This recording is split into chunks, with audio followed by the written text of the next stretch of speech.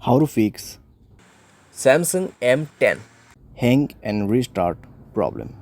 नमस्कार दोस्तों, स्वागत है आप सभी का तिकराज यूट्यूब चैनल पर।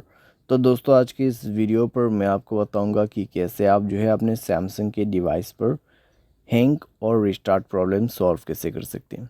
यहाँ पे दोस्तों क्या होता है, जब हमारे डिवाइस ठीक है हैंग हो जाते हैं तो वो अपने आप रिस्टार्ट हो जाते हैं। ठीक है, इस तरीके का प्रॉब्लम है ये।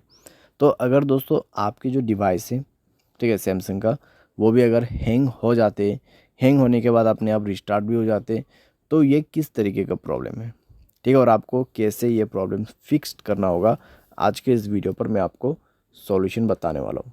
वीडियो को अंत तक देखिए, जो भी सॉल्यूशन मैं आपको बताऊँगा उसको फॉलो करें, आपका प्रॉब्लम सॉल्व्ड हो जाएगा। ठीक है, वीडियो शुरू करने से पहले दोस्तों, अगर आपने चैनल को सब्सक्राइब नहीं किया है तो सब्सक्राइब करते हुए बेल आइकन को क्लिक करें।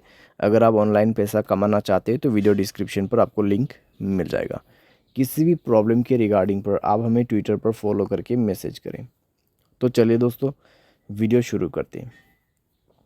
तो यहाँ पे दोस्तों जो हैंग एंड रिस्टार्ट प्रॉब्लम है, ठीक है, तो उसको फिक्स करने के लिए आपको सबसे पहले तो स्टोरेज में से क्लीन अप करना होगा। स्टोरेज को क्लीन कीजिए और मोबाइल पे कई सारे एप्लीकेशंस है तो उसको डिलीट कीजिए। ठीक है, बहुत बड़ा एप्लीकेशंस आप यूज़ करते हैं तो उसका डेटा को क्लियर करके यूज़ कीजिए। इससे आपका जो रैम है वो खाली होगा।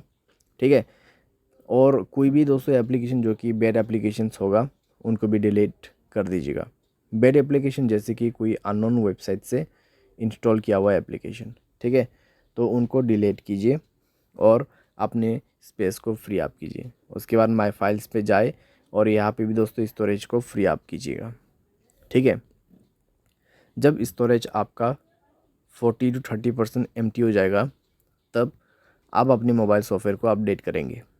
ठीक है, मोबाइल सॉफ्टवेयर को अपडेट करेंगे। मोबाइल सॉफ्टवेयर अपडेट होने के साथ ही साथ आपका प्रॉब्लम सॉल्व हो जाएगा।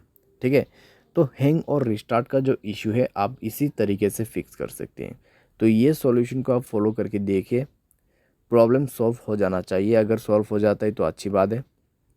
अगर इसके बाद भी प्रॉब्लम आते हैं तो आपको जाना है general management, reset and then factory data reset. ठीक है, फैक्ट्री डेटा रीसेट पे जाके आपको डायरेक्टली मोबाइल रीसेट कर देना है। जैसे रीसेट करोगे आपका प्रॉब्लम सॉल्व हो जाएगा। तो इस तरीके से दोस्तों आप अपने हैंग एंड रिस्टार्ट प्रॉब्लम को फिक्स कर सकते हैं।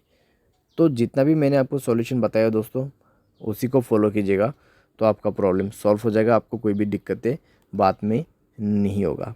ठीक है, तो जो पॉसिबल सॉल्यूशन था मैंने आपको वही बताया, तो आप भी उसी को फॉलो कर लेना। उम्मीद करते हैं आपको ये वीडियो पसंद आया होगा। Thanks for watching.